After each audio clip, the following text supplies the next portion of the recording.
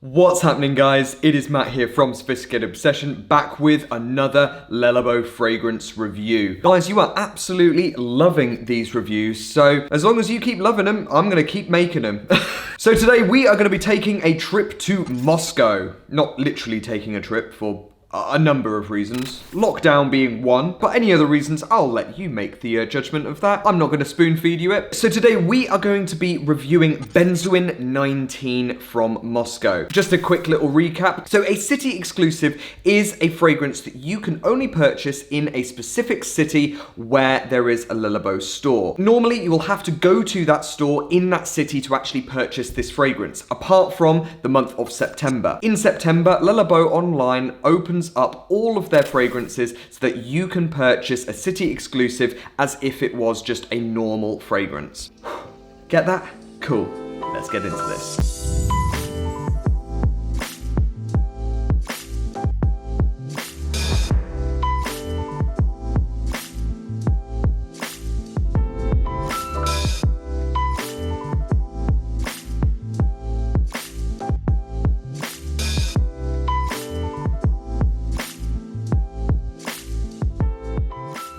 Benjoin, you're probably asking what does that smell like, and I'm gonna be honest, I don't know. I mean, to be honest, even if I described a Labo fragrance, you're probably still gonna come out going, I still don't know what that means. Notoriously, Labo names their fragrances after a specific scent. However, the amount of scent that you actually get in that main fragrance category, it varies somewhat. Some of the main fragrances that they've named them and I've gone, I can't actually find this scent in this fragrance. What the hell? Right, enough chit chat. Let's get into this.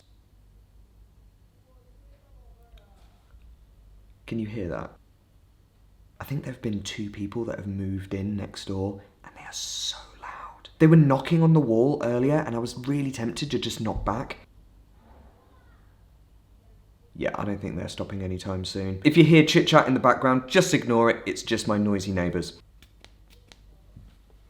Okay, head notes. Instantly, what you get is a very sharp, strong smell. It smells a little bit peppery. This is different to Poivre, for example, which is a pepper-based fragrance. I personally feel that this is a little bit more dusty. It's a little bit more masculine. It's a little bit more punchy. I smell it and it's like I'm getting taken back in time. It's a little bit musty, it's a little bit dusty, it's a little bit old-fashioned. It's like you've walked into a really old library. It's done in a really artistic, really beautiful way. This conjures up memories of when I was at school and we went on this trip where we pretended to be like World War II refugees. So we went out to the countryside where we had the day at this school and it was very much like what would life be like in the mid-1940s. There is a sweet undercurrent through this fragrance I personally think is needed here because otherwise I think that this would just be far too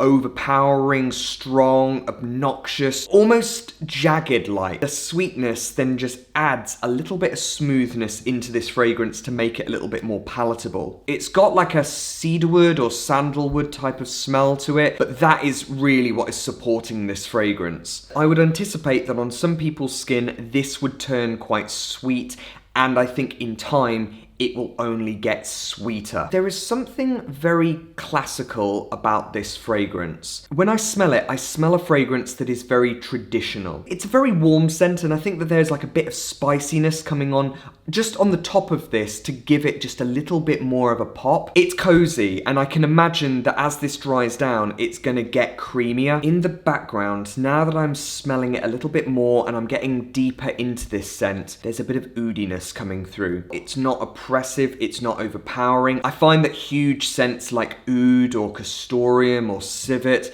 they can sometimes just be very oppressive, whereas this is tempered, it's tamed. Right guys, I am gonna leave it for about half an hour so that we can get well into the mid-notes. I'm off to make a tea, I'll see you in 3. I said that like, wow, that was really clever, like I just thought of that. And when it came out, I was like, oh Matt, oh what have you done? That is not gonna catch on. Break time.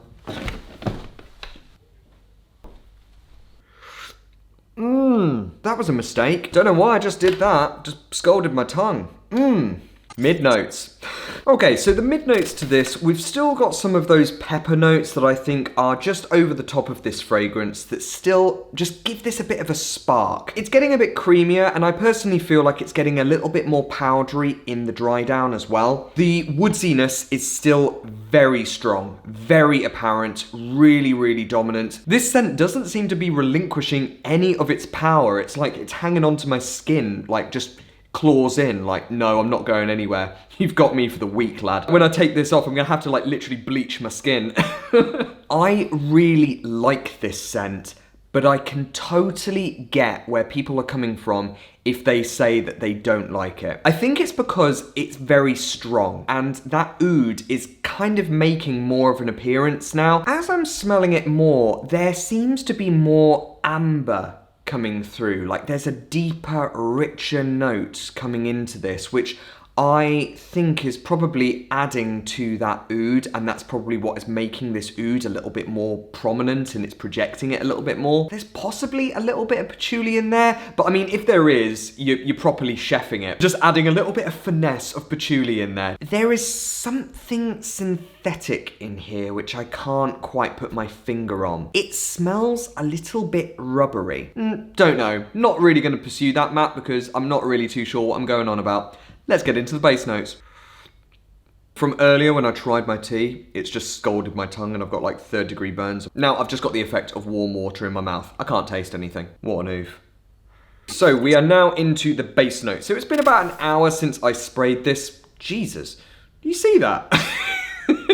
What we've now got is a very creamy scent. There's still a little bit of that pepper that is just adding a little bit of spiciness here. I've still got that very strange sort of rubbery smell. I'm not opposed to it. It's actually quite a nice, interesting element to this. The woodsiness is still very strong, but I do feel that that very skanky oud has kind of just relinquished a little bit of control. At the start, it didn't really show its head. Then in the mid notes, I was like, whoa, where did you come from? And then in the base notes, it's kind of then gone, I'm putting myself back to bed. It's getting sweeter though. It's not vanillic.